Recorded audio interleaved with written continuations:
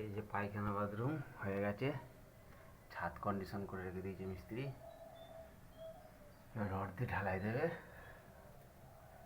এই যে পায়খানা, এটা ওখানটা পায়খানা, এখানটায় বাথরুম।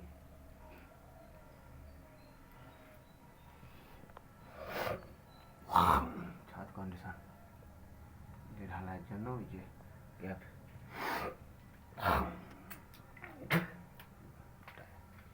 ওয়াল টাইপিং হবে।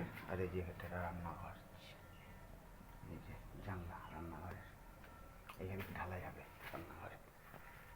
এই ঢালাই হয়ে গেলে হয়ে গেল।